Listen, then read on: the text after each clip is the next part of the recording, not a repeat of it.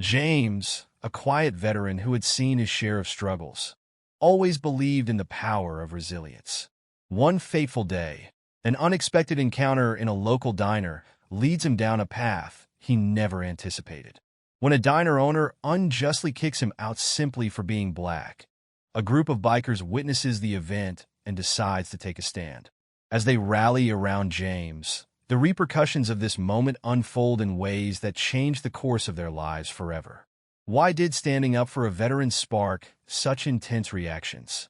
How did this act of solidarity expose deep-seated issues and ignite a movement in their community? Stay tuned to discover the transformative power of compassion and the courage to confront injustice. And before we dive in, let us know where you're watching from today.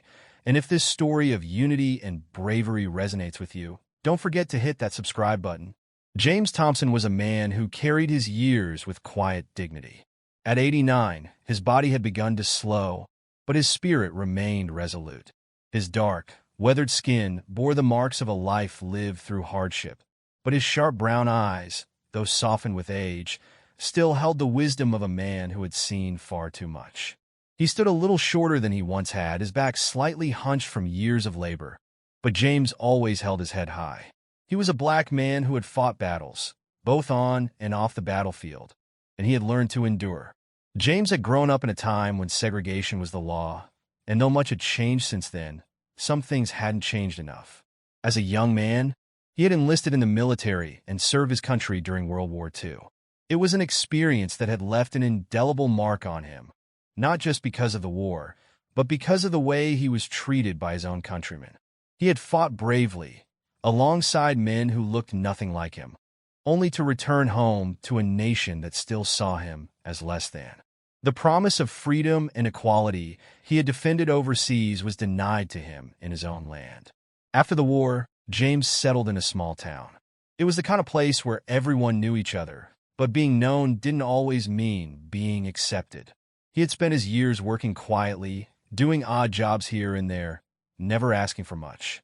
He had seen enough of life to know that expecting more often led to disappointment. The years passed, and though he had outlived most of his friends and family, James never felt lonely. He had his routine, and that was enough for him. Every morning, without fail, James walked to the same diner on the corner of Main Street. It was a modest place, nothing fancy, but it served good, hearty meals.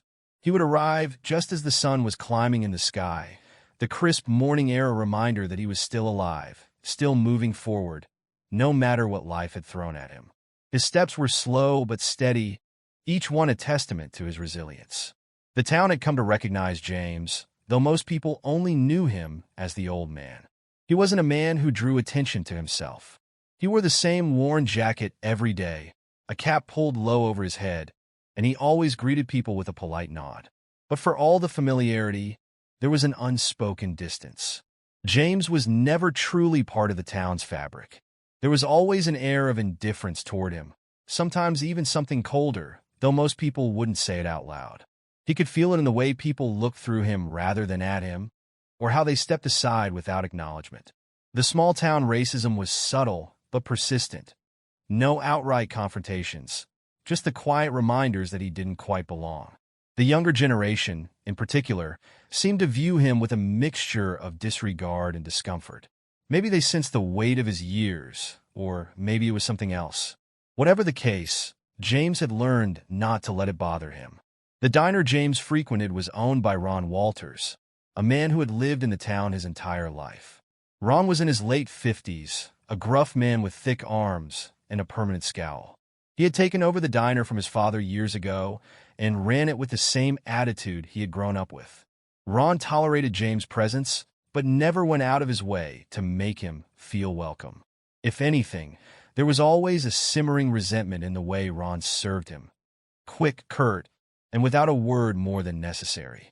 Ron's racism wasn't the kind that exploded in public. It was more insidious, lurking beneath the surface of every interaction. He didn't need to say much. The way he slammed the coffee cup down on the table when James ordered, the sneer he tried to hide behind a neutral expression, these were the signs. But James, always the gentleman, never let it show that he noticed. He had been through too much in life to let a man like Ron get under his skin. Still, James could feel it. Every time he walked through the door, there was a slight tension in the air, a sense that he wasn't truly wanted. And yet he kept coming. It wasn't out of defiance. James wasn't one for confrontation. He came because it was his routine. It was part of his day, and he wasn't about to change that for anyone. On this particular morning, as James made his way to the diner, something felt different. The town seemed busier than usual. Cars lined the streets, and there were more people milling about than he was accustomed to seeing. When he approached the diner, he could see that it was fuller than it had been in a long time. The usual quiet hum of the place was replaced with the chatter of customers, the clatter of plates and silverware, and the scraping of chairs as people settled in for breakfast. James pushed the door open and stepped inside. For a moment, the noise seemed to die down as people turned to look at him. It wasn't uncommon for folks to notice when he walked in. An old black man in a predominantly white town stood out, even if he had been doing the same thing for years. But today, the stares lingered a little longer, and the silence stretched just a bit too far. James nodded to a few familiar faces, but the responses were muted.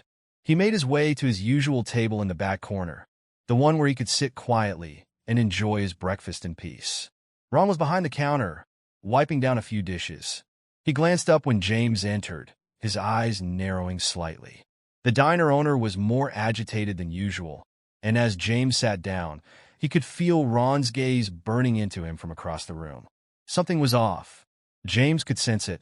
The waitress, a young woman named Lisa, approached his table hesitantly. She had always been polite to James, though never particularly warm. Today, though, there was a noticeable tension in her demeanor. "Good morning, Mr. Thompson," she said, her voice quiet. "What can I get for you?" James smiled softly, his voice calm and steady. "Just the usual, thank you. Black coffee and 2 eggs, over easy." Lisa nodded quickly and hurried off to the kitchen, her shoulders stiff. James watched her go, feeling the eyes of the other patrons still on him.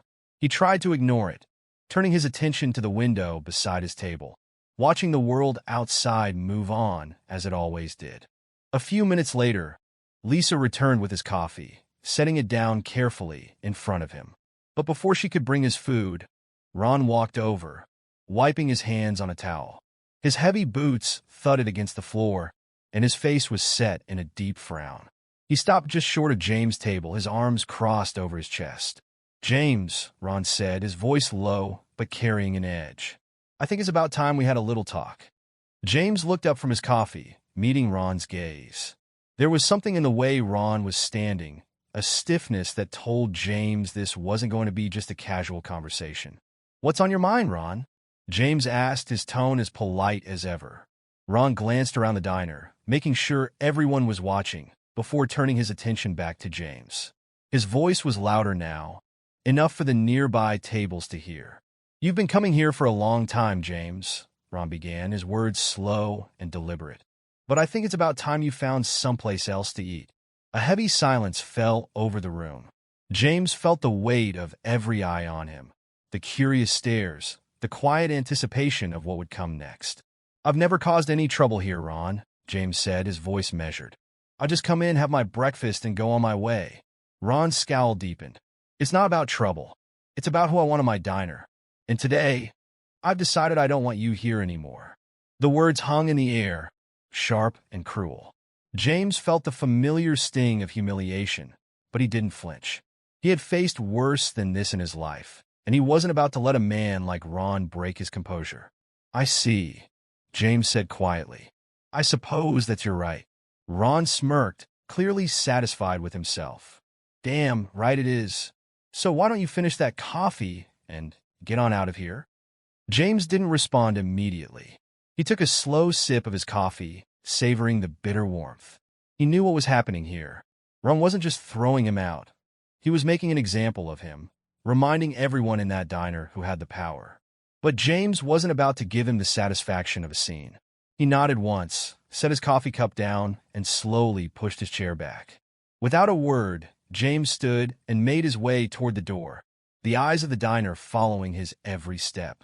As he reached for the handle, he paused for a moment, glancing back at Ron. Their eyes met, and for a brief second, James saw something flicker in Ron's gaze. Something like uncertainty. But it passed as quickly as it had come. James stepped outside, the cool morning air hitting his face as he closed the door behind him. Inside the diner, the tension remained thick, but James didn't look back. He had learned long ago that looking back never did much good. The next morning, the sky was painted with soft hues of orange and pink, the kind of sunrise that usually brought a quiet peace to James Thompson's heart. But after the previous day's events, there was a heaviness in his chest. He had been humiliated, and though he had faced worse in his life, something about this cut deeper. Perhaps it was the blatant disrespect, or maybe it was the fact that even at 89, after all the battles he had fought, both literal and figurative, he still had to face this kind of ugliness. Still, he would not let it break him. He had learned to weather storms, and this was just another one. After all, his routine was his routine, and he wasn't about to let a man like Ron Walters take that from him.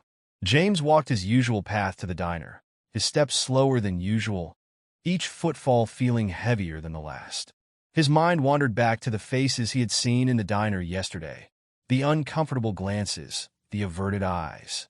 No one had stood up for him, but he hadn't expected them to. They had their own lives, their own prejudices, their own fears. He had learned long ago not to rely on others to fight his battles for him. As he approached the diner, he hesitated for a brief moment outside the door. The voices from inside floated out into the crisp morning air, the clatter of plates and silverware mixing with the hum of conversation. He took a deep breath, straightened his shoulders, and pushed the door open. The familiar bell jingled, announcing his arrival, and once again, the conversations inside died down. All eyes turned toward him, the same way they always did, but today, there was a different energy in the room. It was tense, expectant, as if everyone knew what was about to happen but didn't want to be a part of it. James walked to his usual table in the back, the one by the window where he could sit quietly and watch the world outside. He settled into his seat, the worn leather of the booth creaking beneath him. He kept his eyes forward, not looking at anyone, but he could feel their stares. Ron was behind the counter, his broad figure moving slowly as he wiped down the counter with a rag. His eyes followed James from the moment he entered, narrowing with disdain. He tossed the rag aside and walked out from behind the counter, making his way toward James with heavy, deliberate steps. The diner grew quieter with each step Ron took, the low murmur of conversations fading into an uncomfortable silence. When he reached James' table, Ron stood there for a moment, looking down at the old man with a sneer. "Back again, huh?" Ron's voice was loud, louder than it needed to be, as if he wanted everyone in the room to hear. "You must not have heard me yesterday." James looked up slowly, meeting Ron's gaze with calm, steady eyes. "I heard you, Ron," he said quietly, "but I've been coming here for years. I've never caused any trouble." Ron's lip curled into a smirk. "It's not about trouble, James. It's about your kind. I told you, you're not welcome here anymore." The words hung in the air like a foul stench, and the room seemed to grow colder. A few of the other customers shifted uncomfortably in their seats, glancing toward the door as if they were suddenly contemplating an early exit. Others avoided looking at the scene entirely, staring down at their plates or out the window, pretending they weren't witnessing the exchange. James held Ron's gaze for a moment before speaking. "My kind?" he asked, his voice soft but firm. Ron leaned in closer, his face inches from James. "Yeah, you're kind. I've put up with it long enough. You people always think you can just come in here, sit wherever you want, and act like you belong." James felt a familiar sting in his chest, a sharp ache that had nothing to do with his age. It was the same ache he had felt years ago, when he had come back from the war, only to be told he couldn't sit at the same counter as the men he had fought alongside. It was the same ache he had felt every time he had been turned away, every time he had been looked at like he didn't belong. But James didn't let it show. He wouldn't give Ron the satisfaction. Instead, he straightened in his seat, his eyes never leaving Ron's. "I fought for this country, Ron," James said, his voice steady. "I fought for the right to sit here, just like anyone else." Ron let out a bitter laugh, shaking his head. "Yeah, well, that was a long time ago. Things are different now. And I'm telling you, I don't want you here." The tension in the diner was thick enough to cut with a knife. James could feel the eyes of the other customers on him, watching, waiting to see what he would do. He knew what Ron was trying to do. He was trying to provoke him, trying to get a rise out of him. But James had lived long enough to know that reacting with anger wouldn't change anything. It would only make things worse. So, he stayed calm. "I'm not here to cause any trouble, Ron," James said quietly. "I just want to have my breakfast." Ron's eyes darkened, his face twisting with anger. "I don't care what you want, old man. I said get out." He stepped closer to James, towering over him now, his fists clenched at his sides. The room seemed to hold its breath. James looked up at him, his expression calm but tired. "Is that how it is then?" Ron leaned down, his voice a low growl. "That's exactly how it is. I don't need people like you in here bringing down my business." James could feel the hurt building in his chest, but he swallowed it down. He had faced men like Ron before, men who thought they were better than him because of the color of their skin. But James had survived them all, and he would survive this too. Without a word, James began to rise from his seat. He moved slowly, his body stiff with age, but his movements were deliberate. He didn't want to make a scene, but he wasn't going to let Ron push him around either. As he stood, Ron took a step back, folding his arms over his chest with a smug look of satisfaction on his face. "That's right. Walk on out of here. Go find some place that actually wants you around." James stood tall, his back straight, his eyes meeting Ron's with quiet strength. "You know, Ron," he said softly, "I've seen men like you before. Full of hate, full of anger. But that doesn't make you strong. It just makes you small." For a moment, Ron's smirk faltered. His jaw tightened, and the muscles in his neck tensed. He took another step forward, his face flushing with anger. "You think you're better than me, old man? You think because you fought in some war, you can talk to me like that?" James didn't respond. He didn't need to. The truth was in his eyes, in the way he stood, unshaken by Ron's rage. The diner was silent. No one moved. No one spoke. It was as if the entire room was frozen in time, waiting for what would happen next. Ron's voice rose, loud and venomous. "I said get out. You old fool. Take your high and mighty attitude and get the hell out of my diner."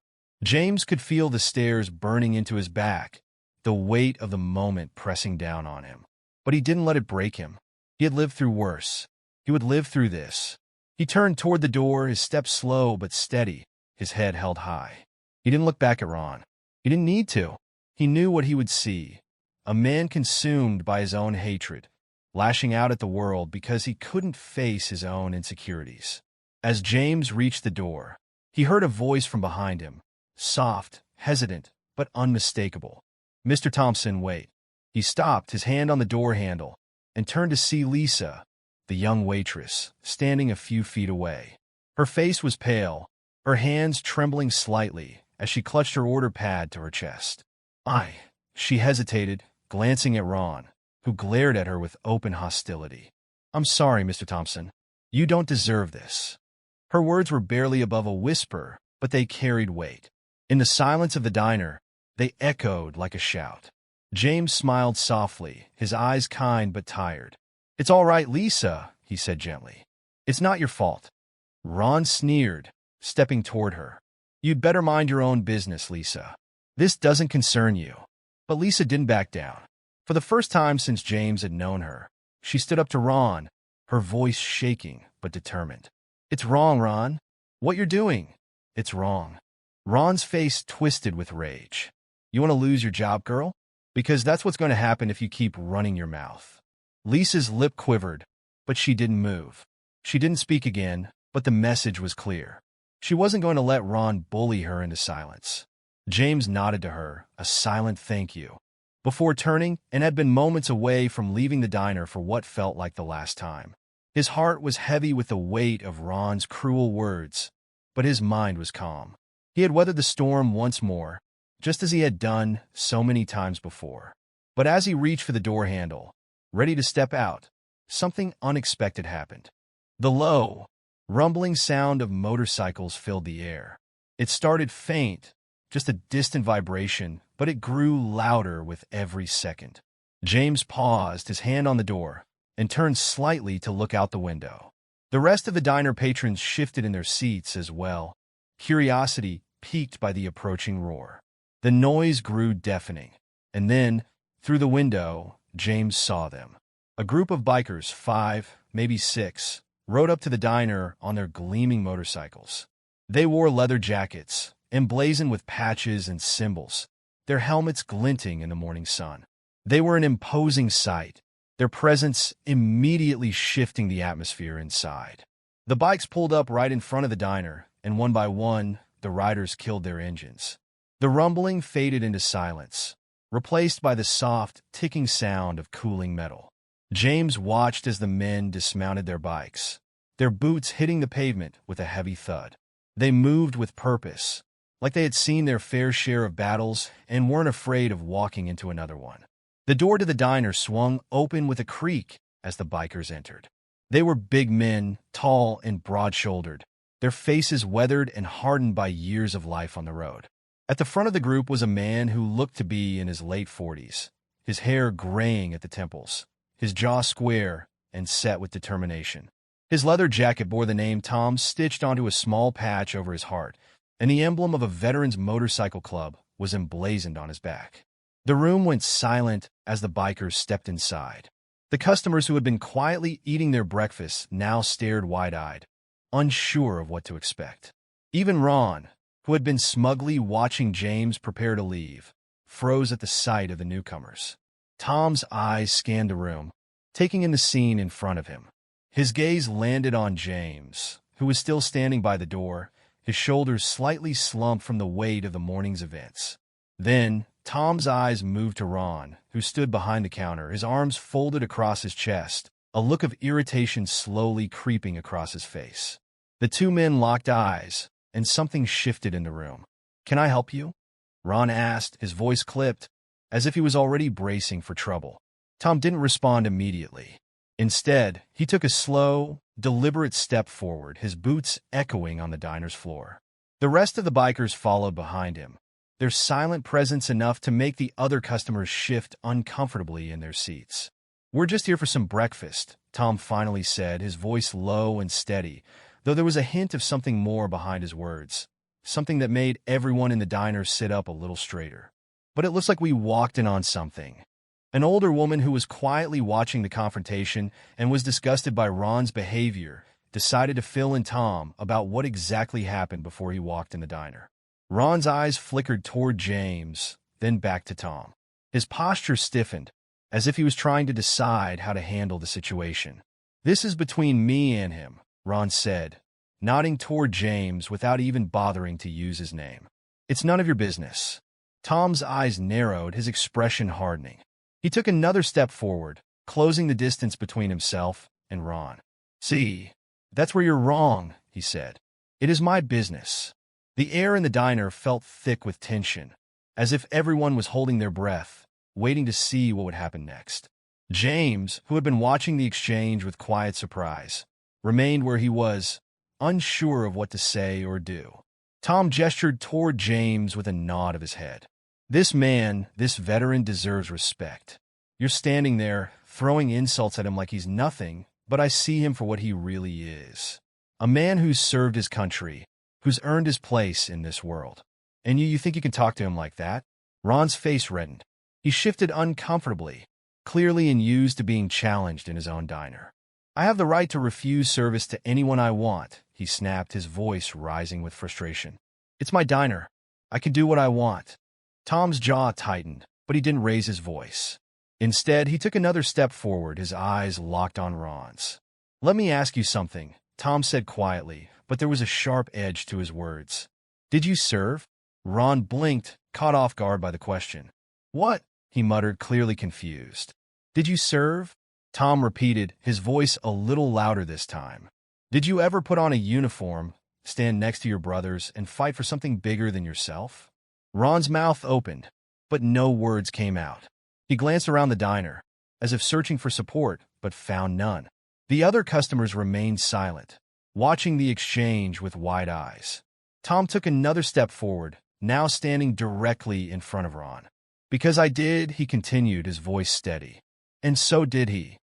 He pointed toward James, who was still standing quietly by the door. "And when you insult him, when you treat him like he's less than, you're insulting every man and woman who's ever served." The other bikers stood behind Tom, their faces set in grim expressions. They didn't need to say anything. Their presence alone was enough to make it clear where they stood. Ron's face twisted with anger.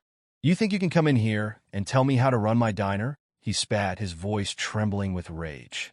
"I don't owe him anything. He's just some old man who—" "That's enough." Tom cut him off, his voice low but firm. "You don't have to like him. You don't have to agree with him. But you will respect him." Ron opened his mouth to argue, but the words seemed to die in his throat. He was outnumbered, outmatched, and he knew it. His eyes darted toward the bikers, then back to Tom, who was still standing inches away from him, unflinching. For a long moment, the diner was silent. The tension in the air was so thick it was almost suffocating. Everyone was waiting to see what Ron would do, waiting to see if Tom's words would sink in. Finally, Ron let out a sharp breath, his shoulders sagging with defeat.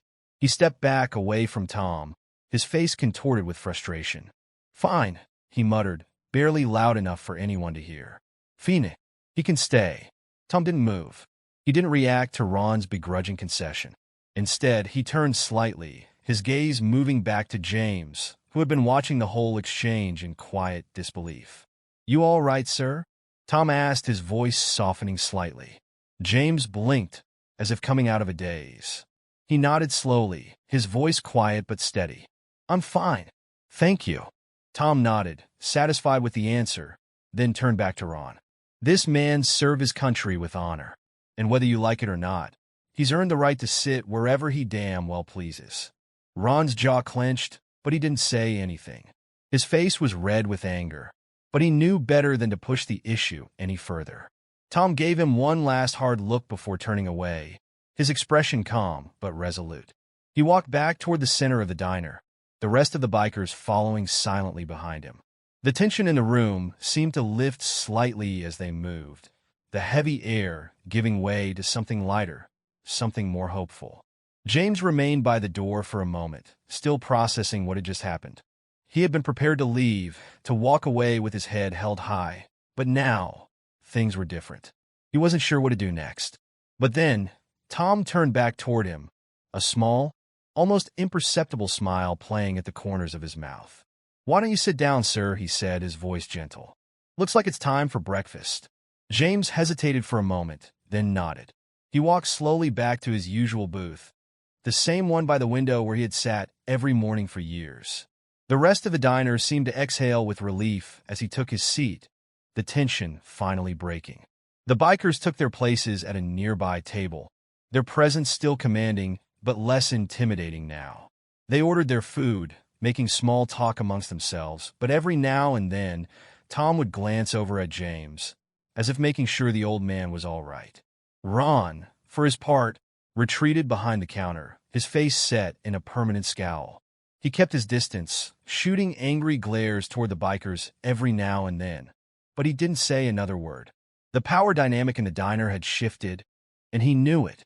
As James sipped his coffee, the warmth spreading through his chest, he couldn't help but feel a sense of quiet triumph. He had come in that morning prepared to endure another round of insults, another wave of humiliation. But now, things were different. He wasn't alone anymore. And for the first time in a long time, that felt like enough. The tension in the diner, which had briefly subsided after the bikers' arrival, returned with a vengeance. Ron stood behind the counter, his face flushed with anger and frustration. His mind raced, unable to process the sudden shift in power.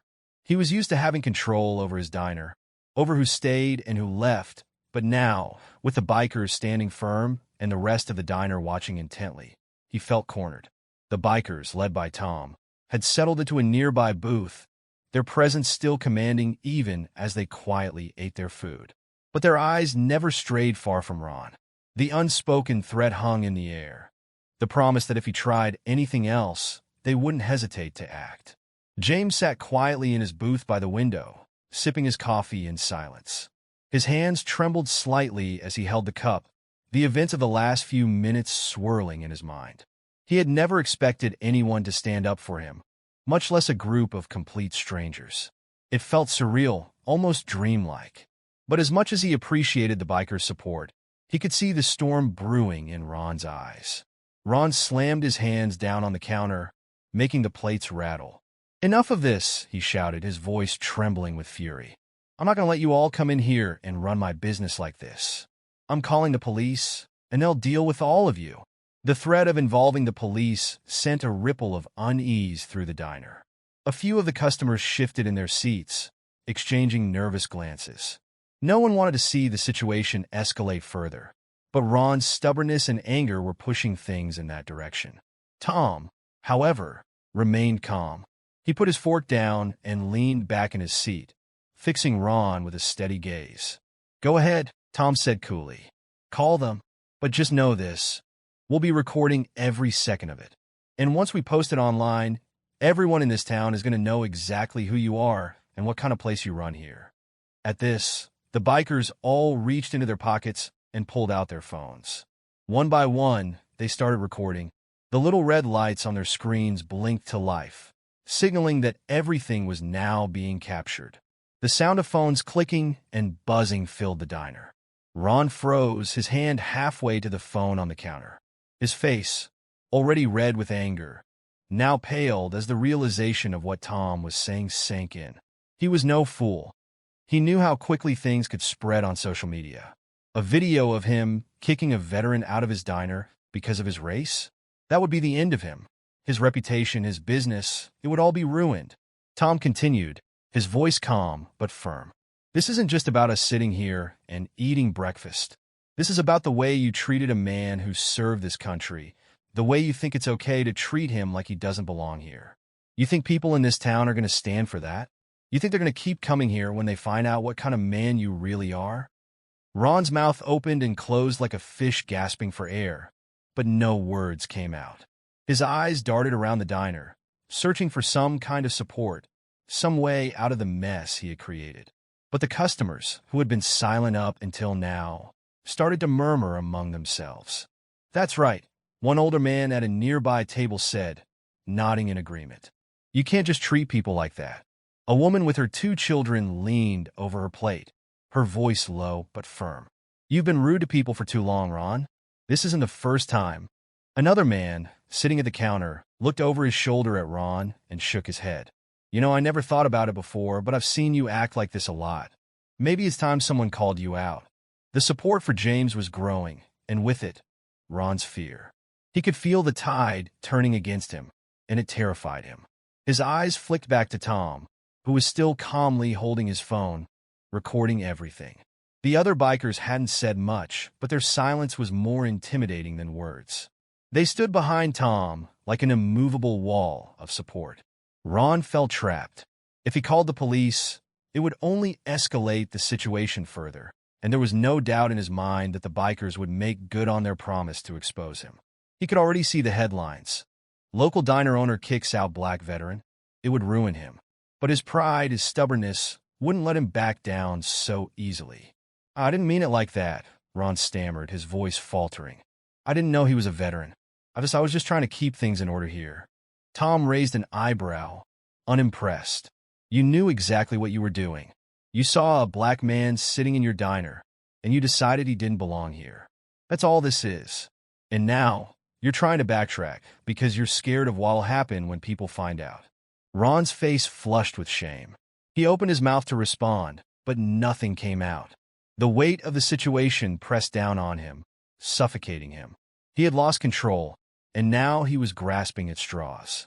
James, still sitting quietly in his booth, watched the scene unfold with a mixture of disbelief and gratitude. He had never imagined that anyone would stand up for him in this way. For years, he had faced this kind of treatment, the quiet discrimination, the subtle and not-so-subtle ways people try to push him out of spaces they didn't think he belonged in. But this was different. For the first time in a long time, James felt seen. He felt defended. And it wasn't just the bikers. It was the other patrons, the people who had spoken up in his defense. It was a strange and powerful feeling, one that left him speechless. Ron, still reeling from the confrontation, ran a hand through his thinning hair and let out a shaky breath. "Look, I don't want any trouble," he said, his voice weak. "I'm sorry. Okay. I didn't mean to cause all this." But Tom wasn't satisfied with a half-hearted apology. He stood up from the booth and slowly walked over to the counter, standing directly in front of Ron. The two men were now face to face, and the contrast between them was stark. Tom, calm and steady, with the quiet strength of a man who had seen far worse than this, and Ron, flustered and panicking, his facade crumbling before everyone's eyes. "You think saying sorry is enough?" Tom asked quietly, his voice low and dangerous. "You think you can treat people like garbage, and then just say a few words and it all goes away?" Ron swallowed hard, his eyes darting to the door, as if considering an escape. But there was no way out. Not anymore. Tom leaned in slightly, his voice dropping even lower. "This isn't just about what you did to James today. This is about every single time you've treated someone like they're less than you. And today you got called out for it." The silence in the diner was deafening. Everyone was watching, waiting to see what would happen next. Ron started to speak, but his voice faltered again. He looked around the diner, his gaze landing on James. There was something in the old man's eyes, something that cut through all of Ron's bluster and bravado. It was quiet, it was calm, but it was powerful. Ron took a deep breath, his shoulders sagging in defeat. "I was wrong," he said, his voice barely above a whisper. "I shouldn't have treated you like that." James didn't say anything at first. He simply nodded, a small, almost imperceptible gesture, but one that carried a world of meaning. He had no need for a grand apology. The moment spoke for itself. Tom, seeing that Ron had finally backed down, took a step back and turned to James. "You good, sir?" he asked, his tone softening. James nodded again. "I'm good," he said quietly. Tom gave him a small smile, then turned back to Ron. "You've got a lot to think about," he said, his voice firm but not unkind. "Maybe it's time to start treating people with the respect they deserve." Ron didn't respond. He simply stood there, staring at the floor, the weight of his actions pressing down on him. The bikers, sensing that the confrontation was over, put their phones away and returned to their seats, though the tension in the air still lingered. The other patrons slowly began to relax as well, their murmurs dying down as they returned to their meals. But the energy in the diner had shifted. Something had changed. James, still sitting in his booth, took a deep breath and let it out slowly. He had come in that morning expecting the usual, quiet humiliation, another small battle in the long war he had fought his entire life. But instead, he had found something unexpected. He had found people willing to stand up for him, people who refused to let injustice go unchecked. For the first time in a long while, James didn't feel alone. The morning sun cast long shadows across Millbrook's main street as James stepped out of his modest home. His weathered hands gripped his cane a little tighter than usual, a testament to the emotional roller coaster of the past few weeks. The events at the diner had sent shockwaves through the small town, rippling out far beyond what anyone could have anticipated. As James made his way down the sidewalk, he noticed the subtle changes in how people greeted him. Where once there had been polite nods or averted gazes, he now saw warm smiles and respectful nods. Mrs. Henderson, watering her plants as always, called out with genuine warmth, "Good morning, Mr. Washington. Beautiful day, isn't it?" James tipped his hat, a small smile playing on his lips. "Indeed it is, Mrs. Henderson. Indeed it is." The change wasn't just in the greetings. James could feel it in the air, a shift in the town's atmosphere. It was as if a heavy veil had been lifted, allowing people to see each other, to truly see each other for the first time in years. As he rounded the corner, James's eyes fell on the empty storefront that had once been Ron's diner. The neon sign had been taken down, leaving behind faded outlines of letters that once welcomed hungry patrons. A "for sale" sign hung in the window, a silent testament to the swift and dramatic fallout from that fateful morning. James paused, leaning on his cane as he gazed at the vacant building. His mind wandered back to the day everything changed, the day a group of bikers had rolled into town and stood up for him when no one else would. The news of the incident had spread like wildfire through Millbrook and beyond. Tom Sanders, the leader of the Iron Veterans MC, had made good on his promise to keep an eye on things. The video of Ron's discriminatory behavior, captured by Jake, his vice president, on his phone, had found its way on his social media platforms and local news stations. The reaction had been swift and decisive. Millbrook residents, many of whom had been present that day but remained silent, found their voices. The local VFW Post, led by Commander Sarah Harrington, had organized a rally in support of James and against discrimination. Hundreds had shown up, holding signs that read "Respect our veterans" and "No place for hate in Millbrook." Ron Walters, the owner of the diner, had tried to weather the storm at first. He'd issued a half-hearted apology, claiming his words had been taken out of context. But as the days passed and the public outrage grew, his customer base dwindled. Regular patrons, unable to reconcile their love for diner's famous apple pie with the owner's hateful actions, found other places to dine. The final nail in the coffin had been the economic impact. As news of the incident spread beyond Millbrook's borders, tourism took a hit. The town, which relied heavily on its quaint, welcoming image to attract visitors, suddenly found itself branded as a hotbed of racial tension. Local businesses, already struggling in the wake of recent economic downturns, felt the pinch. Within a month, Ron had been forced to close the diner's doors for good. The for sale sign had gone up shortly after, a silent admission of defeat. As James stood there, lost in thought, a familiar rumble filled the air. He turned to see a group of motorcycles approaching, their chrome gleaming in the morning sun. A smile spread across his face as he recognized Tom Sanders leading the pack. The bikers pulled up to the curb, engines cutting off as they dismounted. Tom, his salt and pepper beard neatly trimmed as always, strode over to James with a wide grin. "Mr. Thompson," he called out, extending his hand. "Good to see you out and about." James clasped Tom's hand warmly. "Good to see you too, Tom. What brings you boys to town?"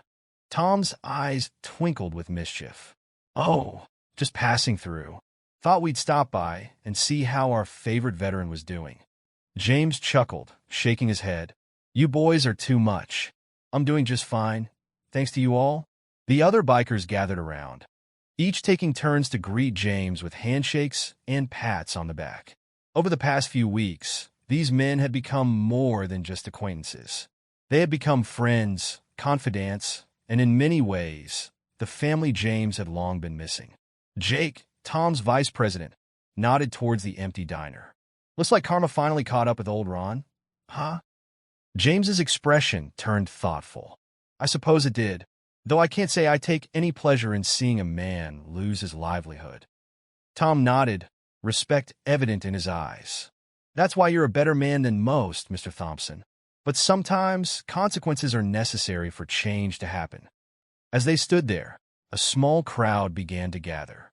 Word had spread quickly that the Iron Veterans MC was back in town, and people were eager to show their support. Martha, the elderly woman who had first spoken up for James that fateful day, approached the group.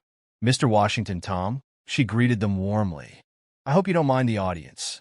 People just wanted to come and say thank you." Tom looked around, surprised by the growing crowd. "Thank you? For what?" A middle-aged man stepped forward, his hand extended. "For opening our eyes," he said simply. "For making us see what was happening right under our noses." More people chimed in, each with their own words of gratitude. James stood there, overwhelmed by the outpouring of support. He'd lived in Millbrook for decades, but never had he felt so truly part of the community as he did in that moment. As the impromptu gathering continued, a sleek black car pulled up to the curb. A woman in her early 40s stepped out, her crisp suit and confident stride marking her as someone of importance. "Mr. Thompson," she called out, making her way through the crowd. "I'm sorry to interrupt, but I was hoping I could have a word with you." James turned, curiosity piqued. "Of course, miss." "Carter," the woman supplied, extending her hand. "Alicia Carter. I'm from the mayor's office." A hush fell over the crowd as Alicia continued. "Mr. Washington, in light of recent events, the mayor and the town council would like to extend an invitation. We're organizing a special ceremony to honor our local veterans, and we'd be honored if you would be our keynote speaker." James blinked, taken aback by the request. "Me? Surely there are others more qualified."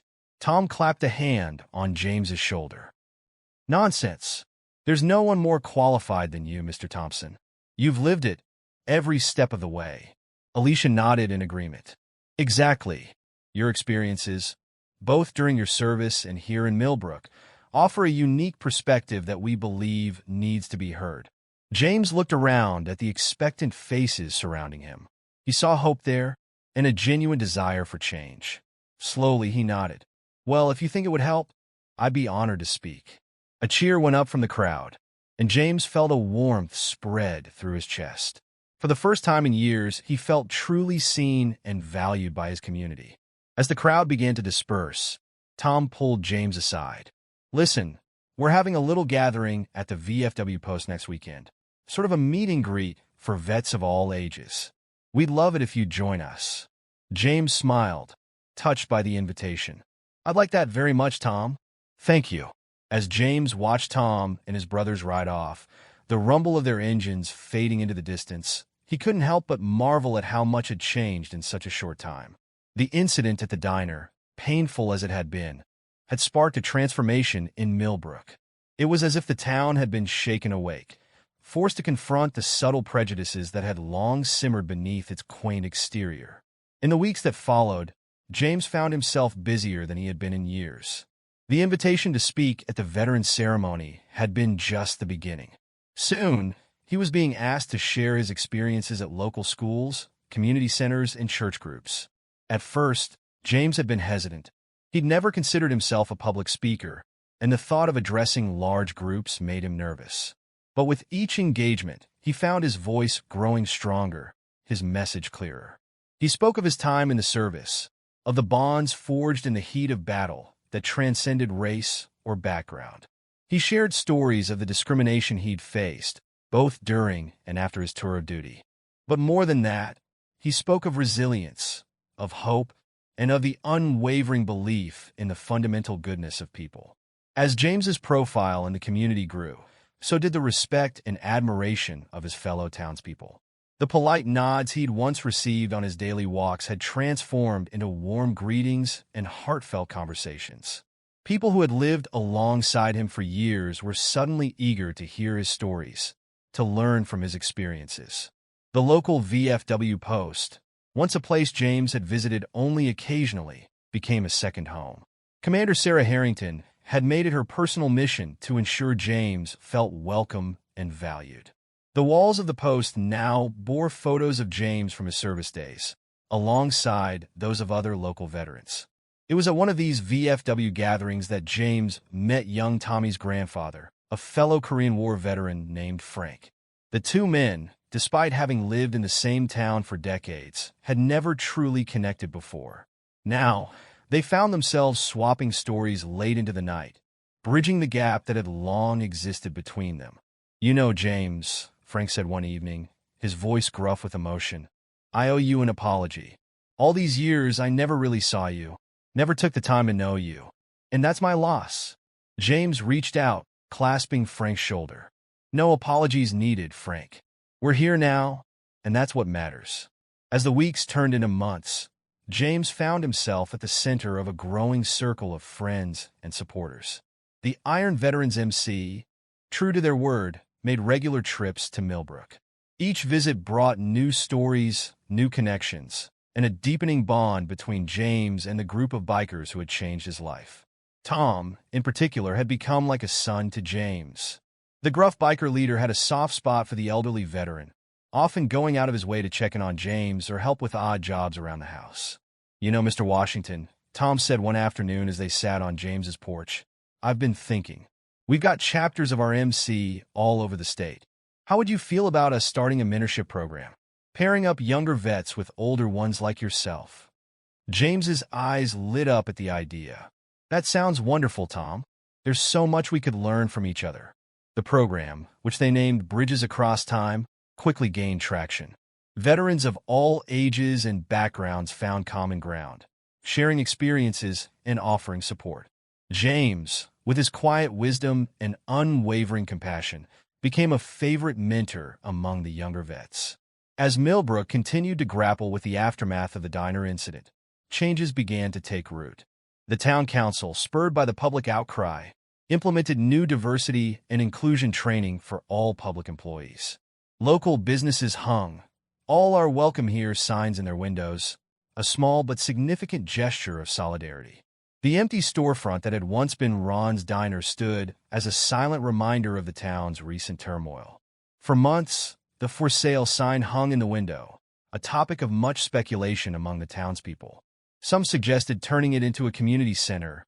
Others proposed a museum celebrating the town's diverse history. It was on a crisp autumn morning, nearly 6 months after the incident, that James noticed a flurry of activity around the old diner. A moving truck was parked out front, and a group of workers were busy carrying in equipment and supplies. Curious, James made his way over, his cane tapping a steady rhythm on the sidewalk. As he approached, he saw a young woman directing the movers, her face alight with excitement. "Excuse me," James called out. "I couldn't help but notice all the commotion. Are you the new owner?" The woman turned, a wide smile spreading across her face. "I am indeed. Melissa Johnson, pleased to meet you." She extended her hand, which James shook warmly. "James Thompson. Welcome to Millbrook, Ms. Johnson." Melissa's eyes widened in recognition. "Mr. Thompson, I've heard so much about you. It's an honor to meet you, sir." James chuckled, a bit embarrassed by the recognition. "Oh, I'm just an old man who's been around a while. Nothing special." Melissa shook her head emphatically. "I beg to differ, Mr. Thompson. Your story, what happened here? It's part of what inspired me to open my restaurant in Millbrook."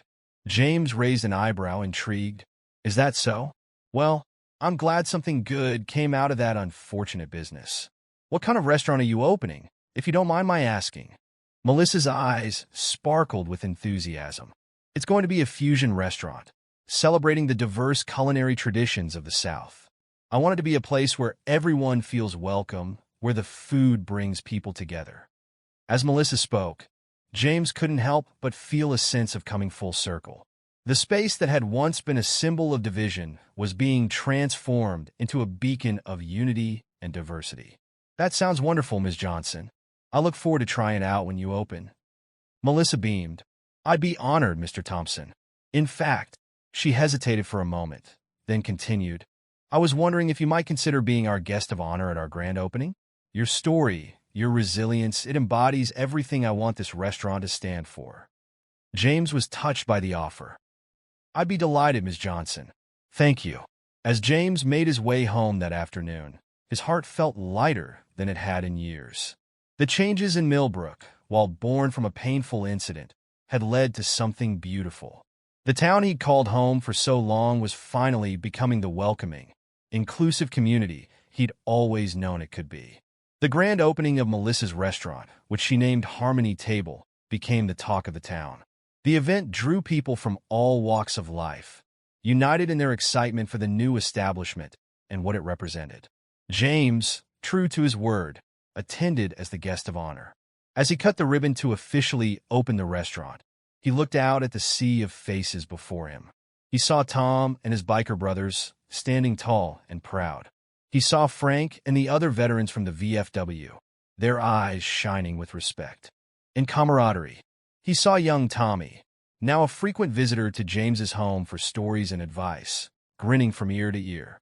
But more than that, he saw a community united, black and white, young and old, lifelong residents and newcomers, all gathered together in celebration of new beginnings and shared humanity. As James raised his glass for a toast, his voice strong and clear, he felt a profound sense of gratitude. "To Harmony Table," he said, "and to Millbrook, may this place be a reminder that when we come together, when we see the humanity in each other, there's nothing we can't overcome." The crowd cheered, and as the festivities continued late into the night, James couldn't help but reflect on the journey that had brought them all to this moment.